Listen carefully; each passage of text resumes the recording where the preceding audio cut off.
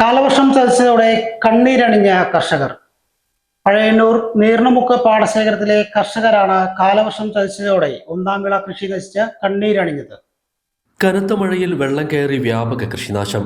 പഴയന്നൂർ പഞ്ചായത്തിലെ നീർണമുക്ക് പാടശേഖരത്തിലെ ഒന്നാം വിള ഇറക്കിയ നെൽകർഷകരുടെ കൃഷി പൂർണ്ണമായി നശിച്ചു. തുടർച്ചയായി ഉണ്ടാകുന്ന കൃഷിനാശം കർഷകരുടെ ജീവിതത്തെ സാരമായി ബാധിച്ചു. രണ്ടാം വിളയുടെ നെല്ല് സംഭരിച്ച സപ്ലൈകോയിൽ നിന്നും ഇതുവരെയും നെല്ലിന്റെ വില ലഭിക്കാത്ത സാഹചര്യമാണുള്ളത്. വേനൽ മഴ ലഭിച്ചതോടെ ഒന്നാം വിള നേരത്തെ ഇറക്കി ഇത്തവണ വിളനാശമില്ലാതെ കൊയ്തെടുക്കാമെന്ന കർഷക മോഹമാണ് തുടർച്ചയായി പെയ്ത കനത്ത മഴയിൽ പൊലിഞ്ഞത്.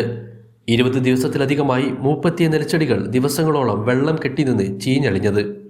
കൃഷിവകുപ്പ് അടിയന്തരമായി വിഷയത്തിൽ ഇടപെട്ട് കർഷകർക്ക് ആവശ്യമായ നഷ്ടപരിഹാരം നൽകണമെന്ന് നീർണമുക്ക് പാടശേഖര സമിതി പ്രസിഡന്റ് പി കെ മോഹൻദാസ് ആവശ്യപ്പെട്ടു.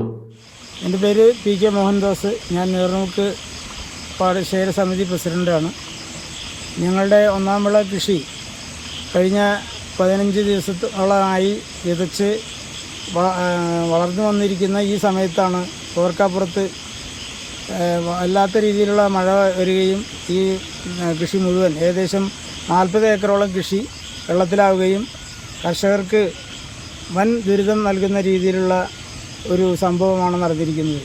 കർഷകർ കഴിഞ്ഞ സീസണിൽ പണിത നെല്ലിൻ്റെ പണം ഇതുവരെയും സപ്ലൈകോ നൽകിയിട്ടില്ല. അതിനു പുറമെയാണ് കൂനിന്മേൽ ഗുരു പോലെ ഇത്തരത്തിലൊരു സംഭവം കൂടെ ഉണ്ടായിരിക്കുന്നത്.